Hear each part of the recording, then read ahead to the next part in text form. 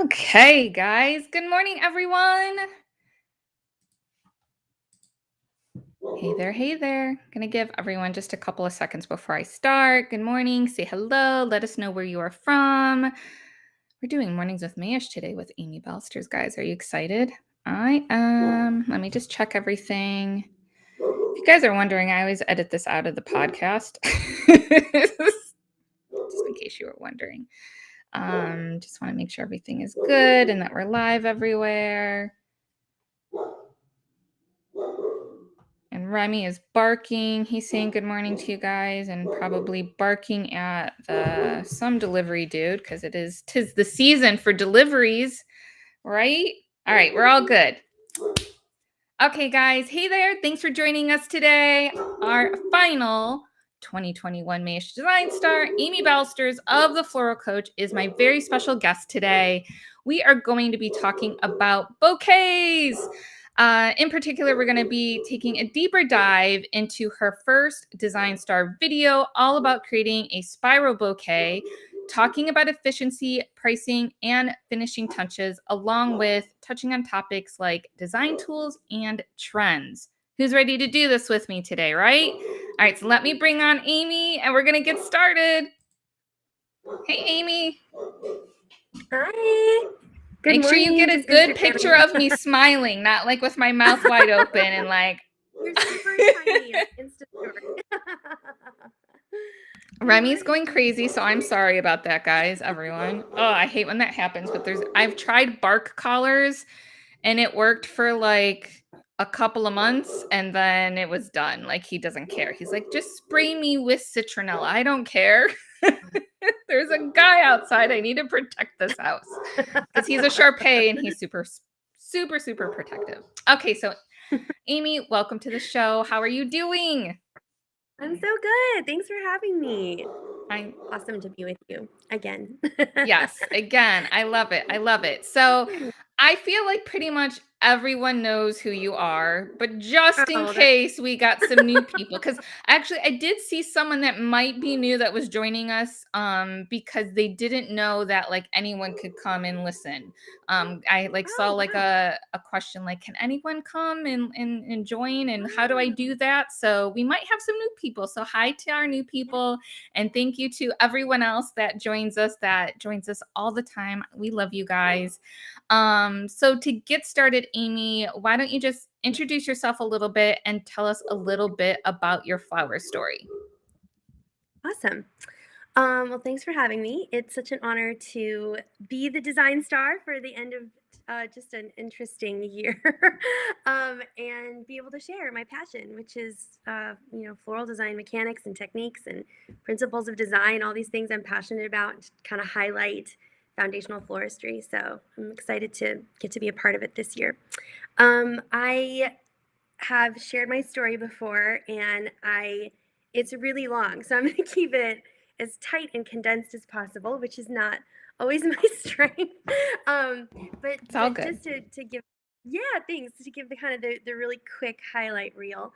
I started doing flowers in 2001. I went to floral design school in Southern California and received my 2-year certificate of floral design and shop management. A lot of years ago. I graduated in 2003, and I had started working in the industry in 2001. Though I started working as a freelancer just a couple months into flower school, working in retail shops. I started scrubbing buckets in a little sleepy beach town in Southern California, making quick bouquets and being super terrified to touch flowers when you're new to flowers and everything feels really exciting and overwhelming. And I was started working in the business while I was finishing up school, and I was really fortunate to just be able to get this training at a young age. I was 19 when I found out I could be a florist, which I thought was like this magic job that only existed for like really special people, and it just kind of cracked my world open and became really a lifelong obsession and passion. And really combine things I'm passionate about, working with my hands, creating something tactile, but also being able to be artistic and creative and work with color and texture and plants and flowers. It was sort of a dream to find that at a young, kind of fragile age where I didn't have a lot of direction. I was kind of lost and just hurting in the world and was looking for healing really. And I've shared this on many podcasts, but I really found flowers because I was looking for healing. And I think that they have been a source of that for a lot of years. So professionally, over many years, I worked in a lot of different types of flower shops, high-end retail and sort of mid retail, kind of mid price point, and also again just like basic bucket shops. That eventually I found a home though in the special events industry, working as a professional freelancer, and I just craved the kind of beginning and end of an event. I love the adrenaline rush of we have this finite amount of time to produce this thing, and it was like a drug for me. It just was like, oh my gosh, I can't get enough of this. Very different than the day-to-day work of retail, which I think is also Yeah. really important work. But I really found my love and home passion in special events. And so I started working all over Southern California as a freelancer and just got to experience a really just wide array of the way people ran their companies, the way they designed, different styles. It was really like when you go to hair school, not that I've been to hair school, but I've heard this, you learn, the basics, but it's not until you really get into the trenches that you really see how floristry is done.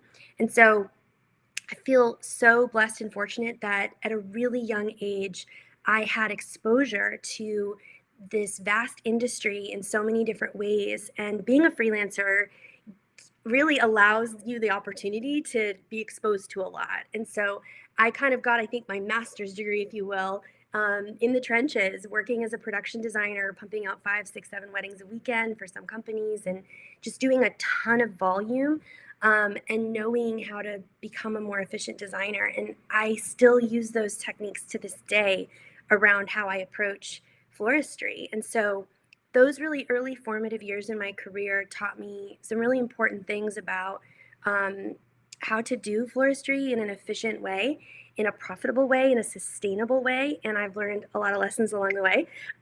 So fast forward many years, I did some traveling and worked for some really prominent people in the industry. And I had kind of felt like I had accomplished what I wanted to accomplish as a freelancer. And I eventually opened my own company, Amy Nicole Floral, and I was living in a pretty small town. I was in Albuquerque, New Mexico, and I just thought, I'm going to give this a try. I've never had a desire to own my own business. I always ran other people's businesses, and it was such a shift in floristry of having to learn how to navigate taxes, employees, Yep. The how business to side structure of yourself. things. The business side, which is so different, how to price your work profitably. So I made all the mistakes. I constantly overbought, I overstaffed, I undercharged. I mean, I burned myself out so badly because doing flowers and running a profitable, sustainable business are two very different things. And I got a whole new education in making a lot of expensive mistakes and navigating the small business life of what entrepreneurship or solopreneurship looks like. And that took several years for me to sort out, wait a minute, I can't keep burning the candle at both ends here. I gotta really figure this out. And I really invested in myself heavily with coaching and training and courses on how to run a business, but also how to market, how to brand, how to negotiate, how to get a proper contract going. Oh, hi, that's awesome. Yes, I started my Amy Nicole Floral business in Albuquerque.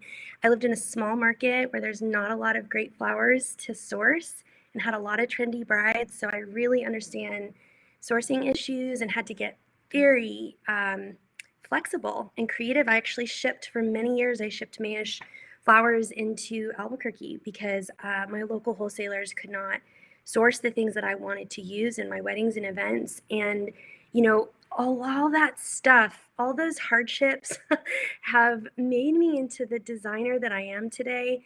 It's incredibly resilient, it's incredibly flexible. And now, as a full time educator, I use all this experience over the years to teach and train florists how to do their work better, more efficiently, more profitably. And so a lot of years of being in the trenches, doing different things, popping out of the industry for a little bit, working in corporate, trying my hand at a couple different things, but I've always come back to flowers. And yeah, it's just been such a journey. It's been over 20 years now, and it's just a lot of highs and lows, and it's all made me the designer I am today. And so I'm really grateful for all the experiences I've had that have brought me here, and that I'm able to now help other designers with what I know. So that's a little bit about my story. I tried to keep it under 45 minutes long. You did an Which is amazing job normally how I keeping it talk. short. Yeah. No, I think people love hearing your story. Someone like on Instagram was saying, "Thank you for your honesty, Amy. It's refreshing." And Oh so yeah. I think it's helpful for people to understand the journey and that it isn't all, roses, right? Roses. And there are struggles and even just trying to find where you want to be in the industry. There's so many different things that you can do, and different Yeah. ways to look at it and work with, different people. And if you want to own a business or work for a business or freelance or focus on education like you and so many others are doing, I think Yeah. that's amazing. So yay, I love it. Yeah. All right, so we're going to talk more about your video, right? And in your video, you talk about effective mechanics and efficiency when you're describing the benefits of using a spiral technique. What are a few other bouquet tips for efficiency? So, yes, so many things to say. I got to rein myself in. So efficiency. When you are designing for an event, which what I teach in the video is really a foundational way to make a bouquet, not necessarily a bridal bouquet. This can mean for a flower farmer. This can mean for, a retailer. The technique works in anyone who needs to make a bouquet, a quick way to get flowers assembled in your hand, even if you're gathering in your hand and you're dropping it into a vase to start a vase arrangement, right? So it's not just about bridal bouquets. This is a foundational technique that I think as florists, we just need to know how to do, because it is so efficient, right? So in terms of efficiency, some of the tips that I gave in the video, that I'll elaborate on a little bit, are really making sure that your flower selection is chosen well. I won't say correctly because there is not a formula to this. I wish that floristry had a really simple formula, but it doesn't. Everybody does it a little differently. People have different tastes, but what's important is to understand that when you look at your material, you are solving the design problem long before you get to the workbench, right? Even if you work in retail, when you go to the cooler, you need to make a $50 hand tie for a customer. When you're grabbing your material, that's when you're designing it. You're choosing the ingredients, you're choosing the shapes, the colors, and the sizes that you're then going to put together at your workbench. So strengthening your ability to look subjectively at your material in a way that you can quickly solve the design problem in a retail shop or a flower farm situation really can make you a more efficient designer. From a wedding perspective, you're solving that design problem sometimes months before the event even happens. You are, talking to a client about their special event, and you're deciding on that floral material long before you ever get to your workbench. This could happen 6 months before. But even in that process, you are being intentional about what you're buying, what you're selling, what you're pitching, what the client wants, and making sure you have a cohesive palette before you even start the actual design process. So, being intentional earlier on in the design process is my first tip. That is really key to successful designs. I would say, secondly, is really preparation of your material.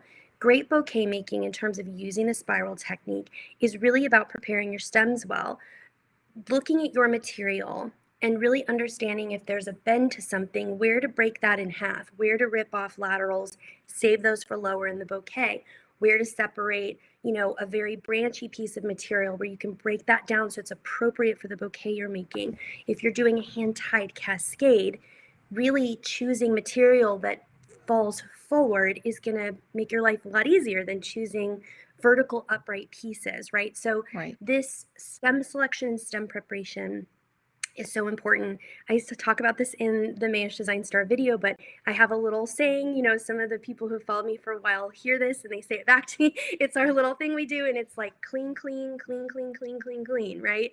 If you are in the comments this morning, you've heard me say that, I'd love to see a high five, because I hear from designers all the time in my DMs, like, I was cleaning this morning, and I can't overestimate this enough. I can't over talk about it enough, because having really clean stems when you're making bouquets, especially bridals or really quick, bridesmaids or quick markets bouquets, having clean stems enables you to keep the bouquet lightweight, allows freedom of stem movement. You're able to move that stem up and down more easily, position it where you want it. All of these things are foundational to great bouquet making. So stem selection, preparation of those stems, and also just really nailing the spiral process. Practice makes progress here, right? There's no need to strive for perfection. Flowers are, challenging material to work with. One day your rose is perfectly straight and the next it has a weird bend in it, or your branch has this weird twist that is just not sitting right. It doesn't matter how long you've been doing this. We all wrestle with bouquets sometimes, and they're just challenging things to make. And so setting yourself up for success through good stem selection, good stem preparation, and then utilizing the spiral makes you a much more efficient designer and able to get the job done, but also to get the look that you're going for. I love it. I would love to hear from everyone if like they already do a spiral or they're aspiring to like get the technique down and all of that. I'd love to hear back from everyone if they feel like sharing, It's sometimes hard putting yourself out there for the world. Totally get that. Right? Yeah, and there's no shame in any of it, right? I have so many self-taught designers, or self-taught, even just people who work in totally different industries, that have come to my workshops over the years, that are like, like, I'm self-taught, and I'm like, that's great, you're here. Like, the fact that you're here, it means you're investing in yourself. And I have never stopped learning. I was classically trained, but I have continued to go to workshops to this day. I will never stop learning, because trends change, different approaches to techniques change. And so there's never any shame. I've had designers come through my door that have been working for 10, 15 years who have never made a spiral bouquet. And they either tried or they kind of thought they were, and it just wasn't really working.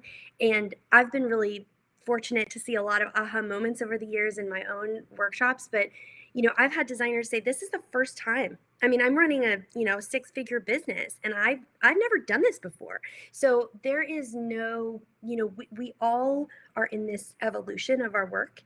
And I think this is just, it's never about shame. It's always about growth and about adding to our professional toolkit.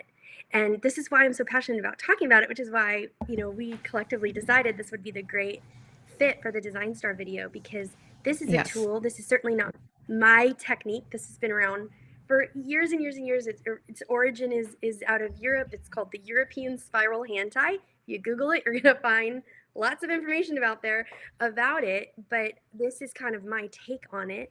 And I think it's game changing for people who have been wrestling with bouquets, struggle with bouquets.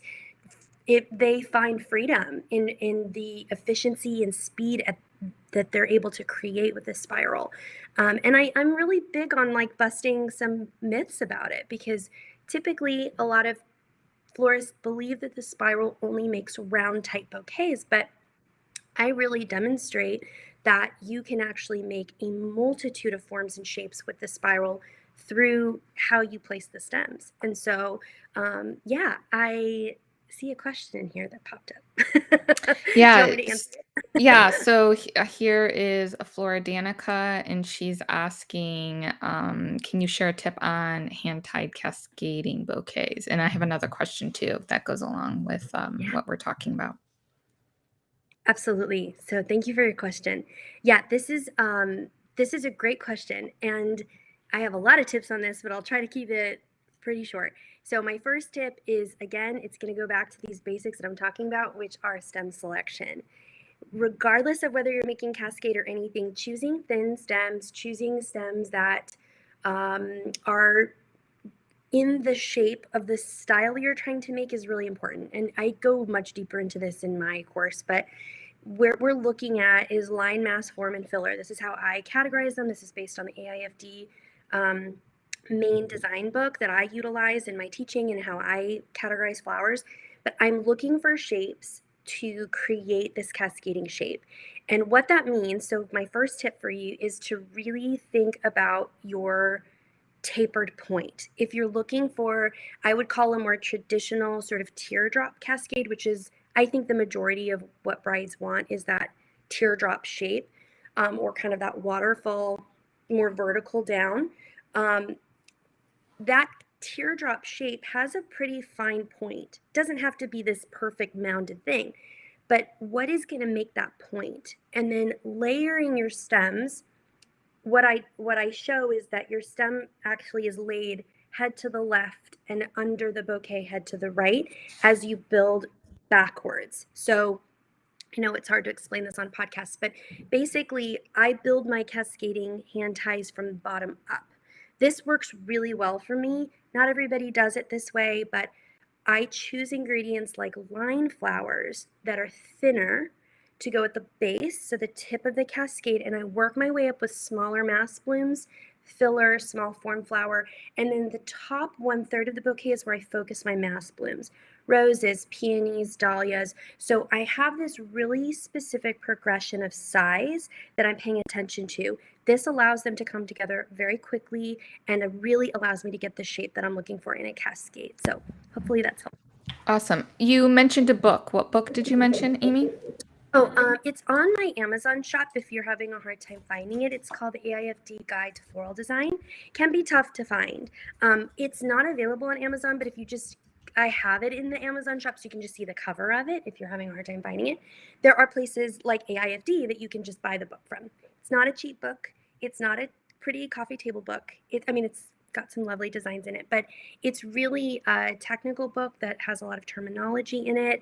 It's really like an encyclopedia, and there were, I think, 11 or 12 master florists that came together to write this book, and it is just a tremendous amount of information that is kind of my Bible when it comes to teaching and how I use vocabulary and definitions around design application and design terminology. That's really where my vocabulary is based out of. But it's meaty. I think it's great. I don't think everybody necessarily needs to buy it, but if you are interested in more design terminology, and a lot of there's even like floral design history. It's really a wonderful guide and resource, and I would say just a really important book to have if you're interested in sort of furthering more like technical knowledge. Awesome. Thank you for sharing. Another question talking about spiral is from Blanton Floral.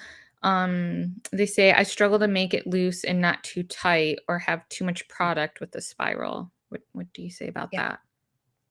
Yeah, so this is my first question would be like just ensuring that there is a correct spiral. I think a lot of times designers start to crisscross their stems a little bit, and that immediately creates a really thick handle and counter pressure. So I would first look at the handle and make sure that all the stems are following the same placement pattern.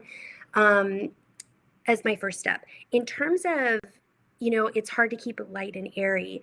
This is actually a layered question because part of the issue is what ingredients are you using? If you are using really thick, large dahlias and you have 10 of them and 4 peonies and 8 garden roses, this is going to be a big, heavy bouquet. There isn't a way to make that super light. It's going to be big. The handle can stay really clean and small and narrow because of the spiral, but I would first say, what ingredients are you using?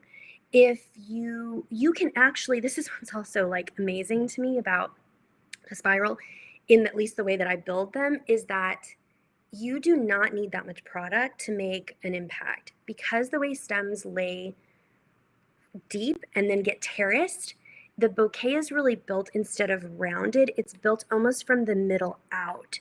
And so, again, it's hard to explain this just with my hands, but this sort of inverting, if you will, and terracing and stacking of flower heads gives you a lot more bang for your buck. This is actually just like a geometry issue. If you pack a lot of greens in to build your bouquet, there's nothing wrong with that, but I often find for designers that's a crutch. They're using the greens to keep their flowers in place when you don't actually need that in the spiral. My encouragement to you would be to start with no greenery. I know that might sound really uncomfortable, but if you tend to be over greening and overstuffing, my very first recommendation is limit your ingredients. Force yourself to use less and force yourself to really practice these terracing techniques and these layering techniques that allow you to build depth and volume without just adding more mass. You typically do not need as I see so many overstuffed bouquets and I'm like, ooh, all I see is dollar signs because I see a lot of designers just add, and we can't add our way out of design problems, right? A lot of times we need to take stuff out so that flowers can breathe and be seen, especially if you're trying to make light and airy. We need to use less product. We use slightly smaller heads if possible. You don't need 10, 12 roses to make a bouquet. You really don't.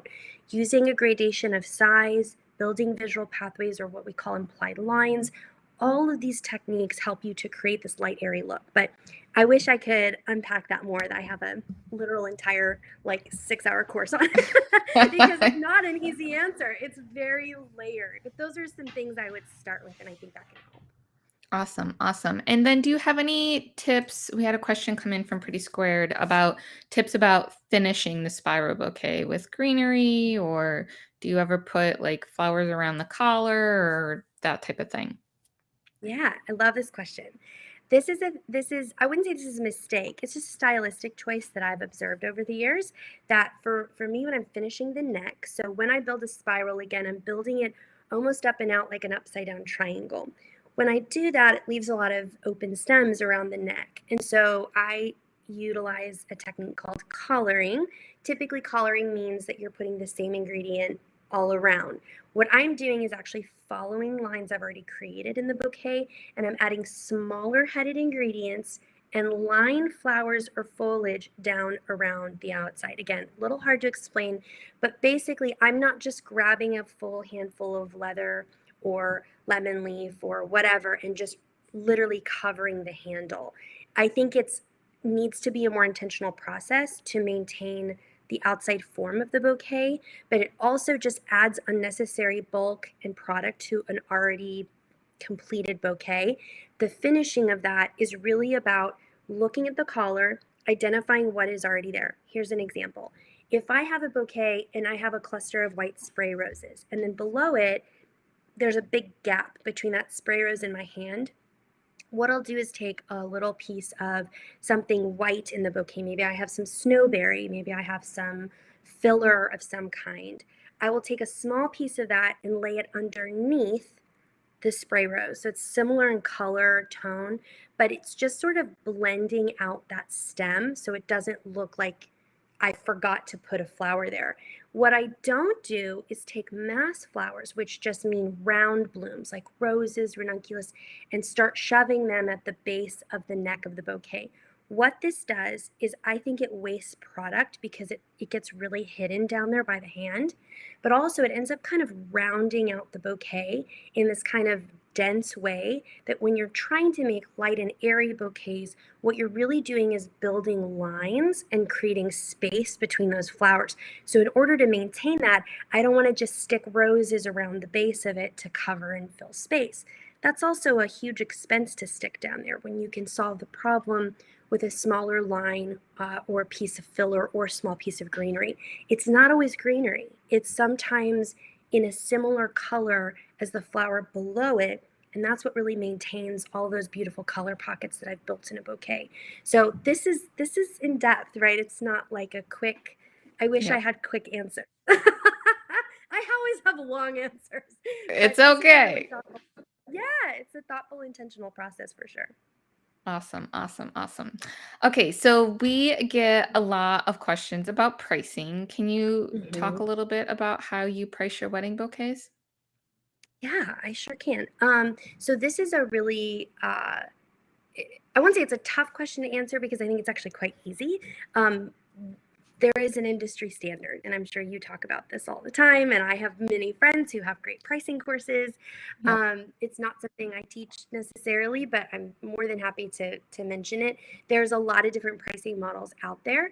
The I would say the most common one you hear of is a 3.5 to 4 times markup on fresh, 2.5%, or excuse me, 2.5 time markup on hard goods. I also know that a lot of people just do a 5 time markup on everything and just call it good and don't even think about it again. There's also a lot of pricing software that can help you enter wholesale price and do the markup for you. And so there's so many tools now that are at our disposal to figure out what works for us. What I will say, and I won't get on to too much of a tirade about this, but is that pricing is really individual to the business, right? I grew up in Southern California where the market can ask for a lot more. Um, I live in the DC area now, right? It's an expensive market here. I've also run a business in Albuquerque, New Mexico, where brides had $2,000 budgets, right? So I've worked in different markets, and the way you price your floral work, there is a limitation. Now, I will say my goal, my hope is always to be at the top of that. Um, but I also understand that people, the way they price their work is dependent on what they need, what their expenses are. Do they have different kinds of overhead, right? Do they have employees? Do they have a lot of, do they pay medical insurance, right? There are different reasons why we cost different.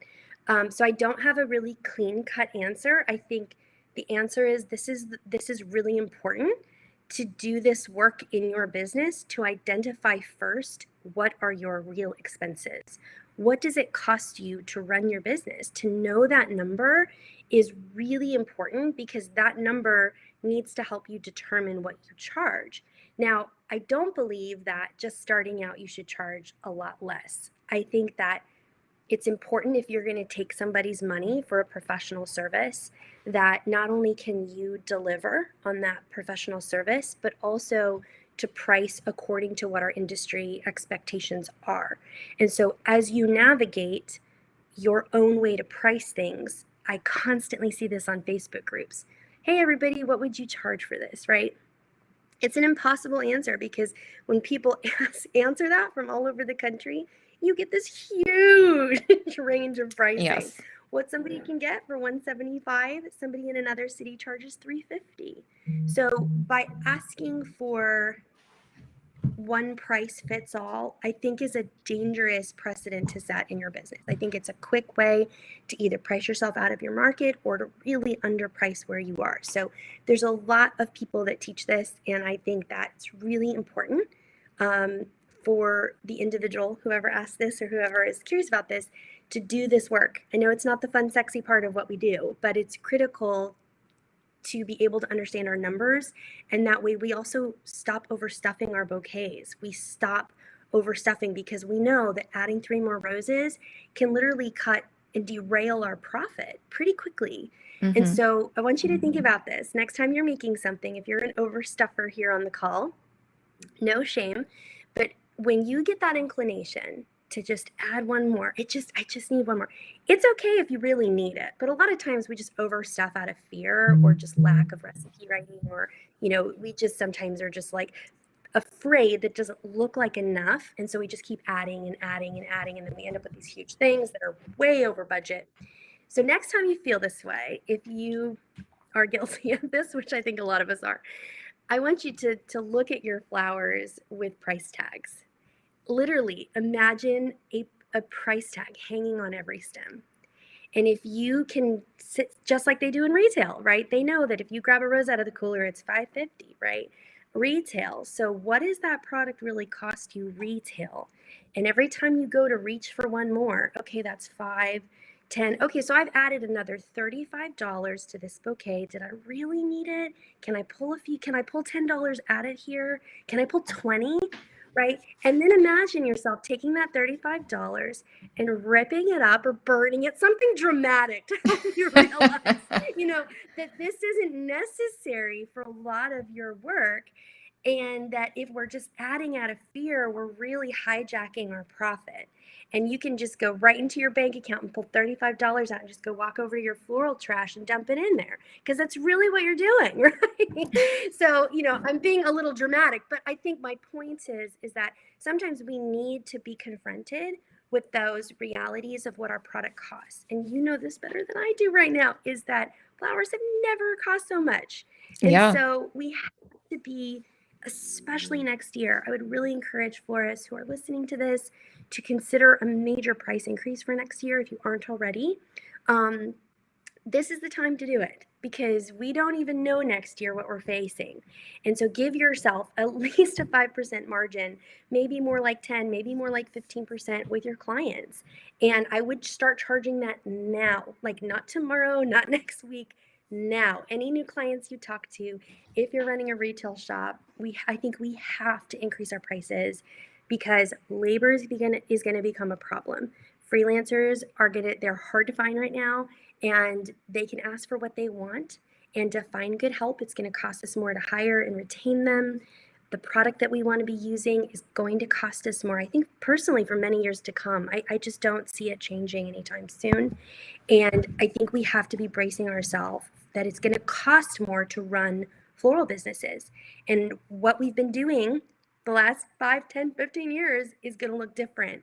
And in order to stay in the game, I think we have to have a really serious conversation about that with ourselves. Get a handle on how you're designing, if you're overstuffing and over ordering, but also ensuring that you are truly charging what your business needs to survive in the next year. Really great advice. And for those of you that want to learn a little bit more about pricing, I'm going to have Ryan O'Neill from Curate on December 14th. So make sure you mark your calendars and join us for that next live. Oh, I can't believe we're talking about December. Okay. I know. I'm not ready for the end of the year. Okay, so we got a comment from Sergio about cutting stems while designing the bouquet. So he's saying the problem with cutting the stems before one is finished is that sometimes stems end up really short if you want to pull a flower higher. The end result in this case is if it goes into a clear vase, one will see the stems are too short and need to use a lot of water. So cut the stems at the end to avoid bad surprises. And he's addressing that because while you're designing, you like trim off the long ones. I did that too when I did bouquets, by the way, because I would like hit it into things or, poke myself or whatever. So I just wanted to address that. What say you, Yeah, Amy? I think it's yes, it's a very valid question, and I'm so glad he asked it, because I think this is a concern for some designers, is cutting their stems while they're making one. Now, anything I demonstrate is certainly not a requirement. As a designer, you have to figure out what works for you. So if you're not comfortable with doing it that way, I would recommend keeping them long. I know a lot of people that make the spiral fully in their hand. They never trim a single stem. But here is my counterpoint. So, in my experience in making light, airy bouquets, when I trim the stems, I'm taking maybe 1.5 to 2 inches off. I'm not taking 5 inches off the stem. I would not take that much off a stem until the very end, when I have all the placements settled, right? And I talk about this, I think, in the video, where I see a lot of designers fussing way too early on in their bouquet making. They place a stem and it slips, and they're like, okay, I'll fix it. That is a total waste of time, in my opinion. You're going to chase your tail forever. You got to get enough in your hand to even begin to start making some design decisions, to work on clustering and groupings, to really focus on building out these lines that we make.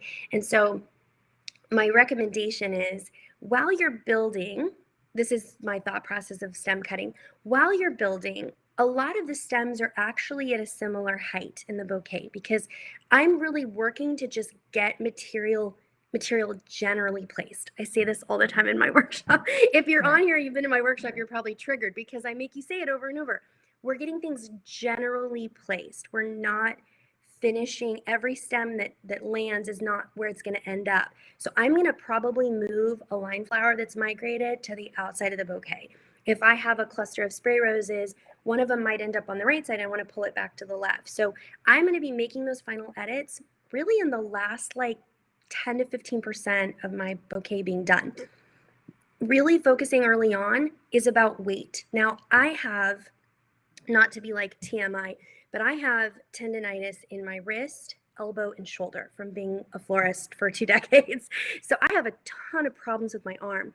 I am really particular about ergonomics and protecting my shoulder and arm when I'm building bouquets because I've had cortisone shots and physical therapy and acupuncture and massage and you name it. I've spent like professional athlete kind of money on keeping my arm going all these years.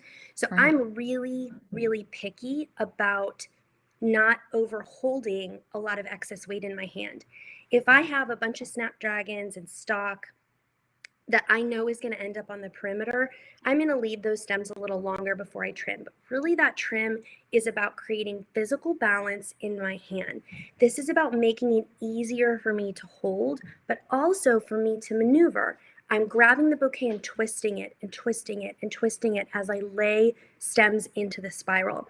As I do that, all this stem at the bottom is moving that stem around. It's actually shifting. So this is about controlling the process. This is actually about being able to maneuver this thing. And I'll be honest, I have maybe done that twice where I've cut a stem too short and then I regret it. And I've been making bouquets a long time. So I think just being intentional with how short you're cutting them is really important in making sure that you are able to maintain that look that you want and not overstress your hand. Very good. Thank you, Amy. Yeah. David's bringing up zip ties, and you use rubber bands. I do, yeah. I like rubber bands a lot. I think they're flexible, they're easy to cut out. They're also easy to layer on top of. So if my hand needs a break, the beautiful thing about this spiral is that the stems really stay where you put them for the most part. Again, generally placed, right? Things are going to shift and move. That's okay. We don't panic. But a rubber band really quickly enables you to keep stems generally where you want them, set the bouquet in water, set it down, stretch your hand, walk away.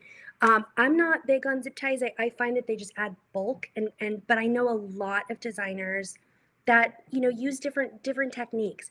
What I don't recommend doing is over taping your bouquet in the early stages. This can lend itself to stems breaking, adding excess bulk to the handle. We want to just have a placeholder so that we can continue to build and make intentional design decisions without adding a lot of mass to the stem, to the handle. Awesome. Very good. I have Kelly Girl asking, can you tell me how to keep a spiral bouquet fresh throughout the wedding and reception, especially in hot weather? Yeah, I mean, I think this is the same for, I would say, anything at a wedding. Right. Obviously, bouquets are out of water, so we have, a greater challenge. But I think it starts with really fresh product. I think getting good quality product is important in being able, to have it live longer, especially if it's going to be stressed by heat. So quality product is what I would start with. I would also start with really proper hydration technique and really make sure that you are really making sure that your flowers are well hydrated. I really cannot talk enough about care and handling and proper processing, especially with bouquets because they're being held out of water. But just in general, great care and handling is really, really important in keeping our flowers fresh Yes. for a long time. Yes, So I yes, would start with yes. those two things. Yeah, and then I have a tip on my Instagram if you don't happen to follow me. Oh yeah, there's some information here. I have a little short video on Instagram. It's called Tips, and it's on my IG story highlights. I'm at the floral coach _. And if you go to my tips highlight, I demonstrate how to use a trash bag to create a hydration chamber around the bouquet as it's finished. So I saw a designer do this years ago when I first started training. They did this with every single bouquet. Didn't matter. It was in Southern California. It would get very hot. And we worked in Palm Springs. We worked in like very hot places. And they would tent every single bouquet this way.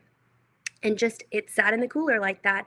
And you can get miraculous results doing this. So you're basically spraying the bouquet with water. I'm not using crowning glory or finishing touch at this point. When it's finished, you're basically taking a plastic bag around the vessel using a couple of bamboo sticks or hyacinth sticks to keep the plastic off the face of the flowers.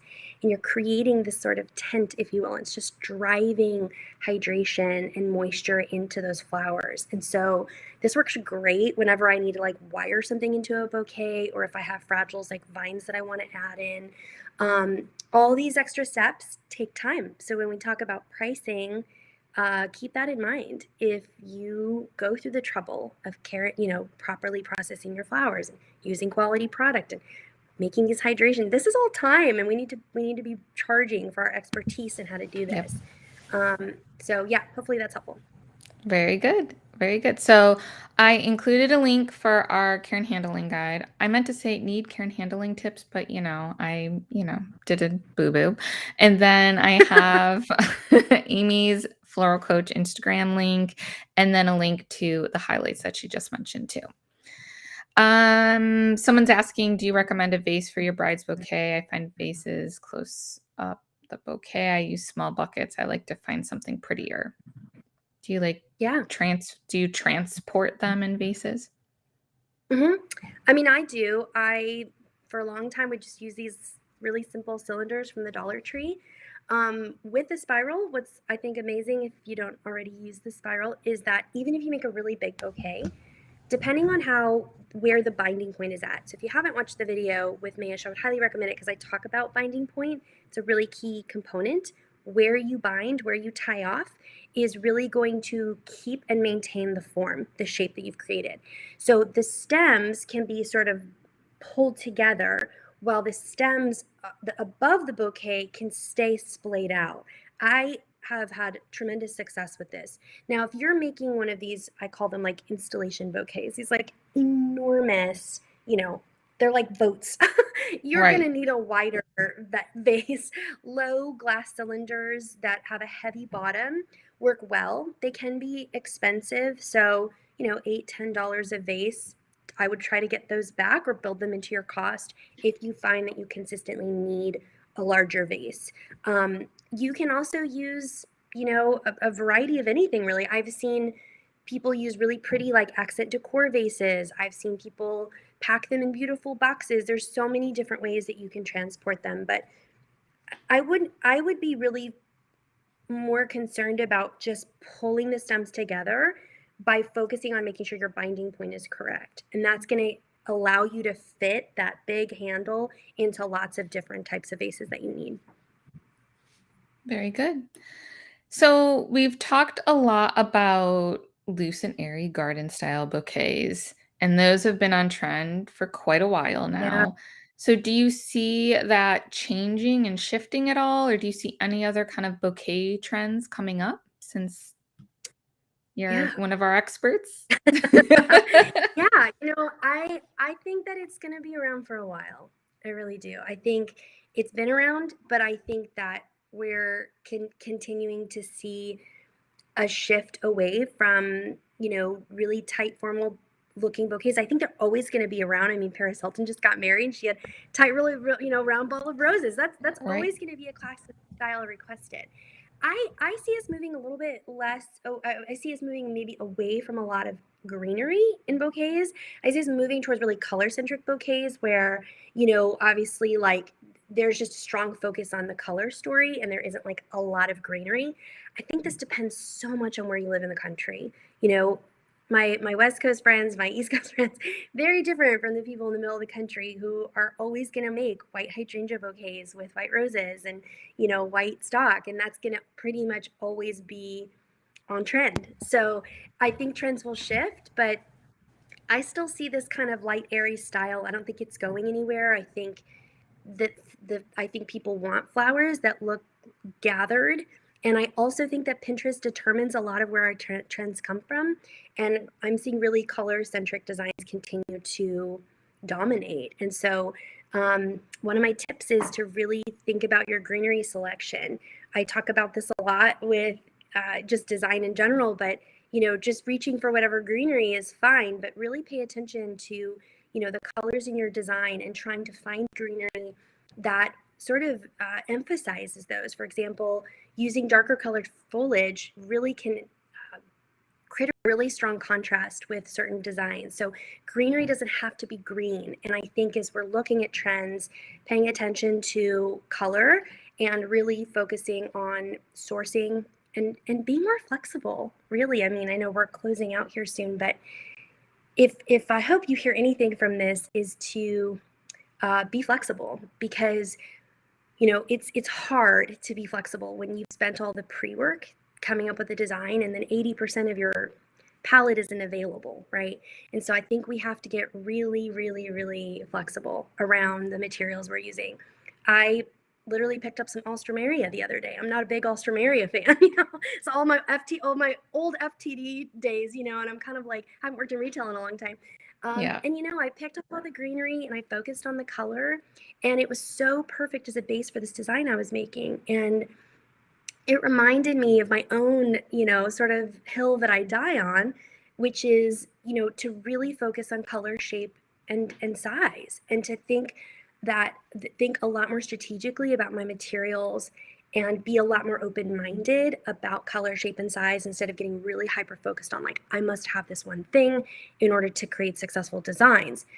This, our our sourcing issues right now, the pricing issues are stretching all of us, I think, as designers to get, to really dig in and to get more flexible around how we create the looks that we want for our clients. And how we do that is, I think, looking at our material objectively and really, saying I can still accomplish what I need with these things instead of this other stuff. So I think that's going to continue to be a trend, is just color heavy designs. Awesome. Thank you for that. We've been preaching that for a long time. Oh, yes, this is old hat for you. Yeah. Very good. Very good. Okay. So I have two questions that are kind of similar, I feel like. So one is asking for tips on how to include king protea into a spiral, because Oh, they're yes. big and probably have really big stems.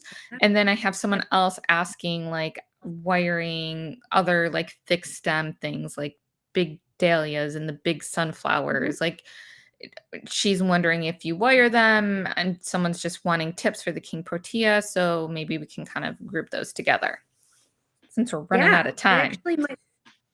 I actually might have already answered the King Protea question. I think she DM'd me on Instagram, so I'll answer it here again. So anytime you're using a King Protea, which think most of us probably know if we're all florists listening to this, is just an absolutely massive woody stem, right? This is a very dense stem. And this is not a flower that's ideal for bouquet making, but I also understand that this is a very common flower in the boho trend and sort of the texture and the color. Yeah. People asking for this are asking by name. And so I would set an expectation with a client asking me about that. I would let them know how heavy that flower really is. And if they're okay with that, I would just make sure they know your bouquet, as best as I can do it, is going to be on the heavier side. Are you comfortable with carrying that all day? Okay, cool. Just making sure. So that's the first thing I would do, is kind of set myself up for some expectations there with her, that this is going to be heavy, even if you're just using one stem. It's massive. So the other thing you can do is try to wire pick the stem by removing the head. I have had mixed results with this. I think that using such a large headed flower, you really have to properly anchor that. I would use something like a hyacinth pick, and I would actually not just tape it, I would glue it to this pick, and I would have reinforcements. It's a whole thing. And I think it's possible to sort of cross wire and bring it down and really ensure it. It's risky to me. And so I would probably just use the stem. I would anchor it low into the bouquet, keep it sort of the center of mass, kind of generally on the middle. And then I would just really try to keep my other ingredients as light as possible. The reality is, if a client is asking for that, they want that to be the highlight anyway. So I don't think you need to add like 14 garden roses to that. I think it's really about letting that product shine and focusing on like line flowers and really extending the line, because there are these kind of natural points. And so I would use a lot of line product to kind of keep that airy. That's my best recommendation, is just keep your other product minimal if you really have to use that. The other question was about Wiring. Yeah, there's some excellent wiring classes out there. I know, obviously, I think wiring is a really important skill to know as a florist, especially in bouquet making. Because, for example, if you're using an amaryllis, which I love using amaryllis in bouquets, I know they can Hey, be Amy, fragile, but I think they're just not.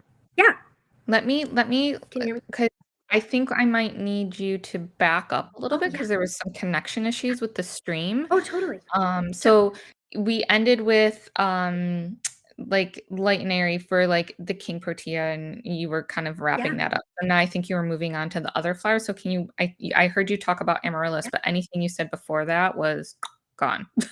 Absolutely. Yeah, let me no problem. Thanks for the heads up. So taping and wiring flower heads is a really important skill in bouquet making because whenever we need to secure something that could potentially snap off, or if we just need to remove the weight out of several large flowers, wiring is the way to go.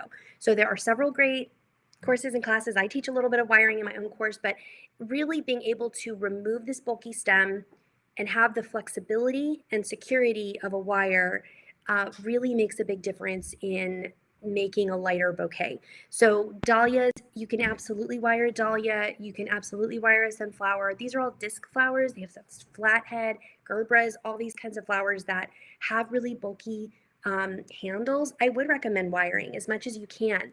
Again, this comes down to fresh product, proper hydration, really ensuring that you are keeping that flower as hydrated as possible. Whenever you're obviously removing its water source, you risk losing that flower faster. So this is where some of those professional design techniques like taping and wiring and knowing what gauge and how to do a hook and wire if you need to do piercing, whatever that method is that you need to apply is really going to help you deliver a more professional product. I love using amaryllis in bouquets. It's a fragile flower, but I think it's so impactful. The colors are amazing, but I would never put an amaryllis stem in a bouquet. Not only would it get decimated, but it's very soft and fleshy and it's enormous. So it's incredibly impractical to put in any kind of bouquet. It really needs to be separated from the head and wired in. It also has multiple heads facing in different directions. So from a bouquet making perspective, it really doesn't make sense to have, a big clunky stem like that in there. Being able to pierce through the head, secure that properly, lay it right where I want it into the bouquet, protect its little, protect its fragile petals that bend easily and sort of break easily is really important. So taping and wiring is I think a really critical floral skill that is not dated, but is incredibly helpful in bouquet making. I love it. So many amazing great tips. Amy, I Yay. know obviously you're an educator, so do you have anything coming up that you want to share with everyone? Um, yeah, sure. I'm like, what day is it again? I've got a lot of projects I've been managing. So, yeah, I have an amazing bouquet course that I've spent a year and a half working on, and I have really poured all of my years of experience into it. And so we just launched it a couple weeks ago, actually. And so a lot of what I'm talking about is in my online bouquet bootcamp course. It's always available. It's not one of those courses that shows up and then disappears. It's always around. And yeah, thanks for sharing it. And then next year, I start up again with hands on workshops. So, Bouquet Bootcamp is really my primary offering. I do some team training and I do some little bit of coaching with flower shops and teams and things like that on the side. And I also do a whole bunch of other stuff too. But I really primarily work with designers who are struggling with this style. This is really my specialty, and I've spent and devoted a tremendous amount of time to knowing how to teach it in an effective way that gets designers results. And so this is really kind of my heart song is helping people with bouquets and making better bouquets, building better bouquets. So next year we'll only have just a handful of in-person workshops because I'll be working on building out some additional digital content next year, kind of really focusing on more online education. But I still teach Bouquet Bootcamp every year, just a few times, and it's just a really meaningful, impactful, hands-on experience. So yeah, tickets for that will open up probably in January, I think. So yeah, you can keep an eye out on that. Jump on my email list. We send out first dibs on all of the good stuff there. And yeah, I'm so glad. I'm so grateful for everybody who joined and was willing to come and hang out and hear me ramble on about bouquet making, my greatest passion.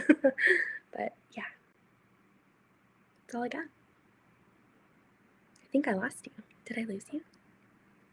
I hope you didn't get kicked off and I'm just here alone. Oh, thanks for joining, Nancy. Yeah, and thanks to everybody who's watched the Mayesh Design Star.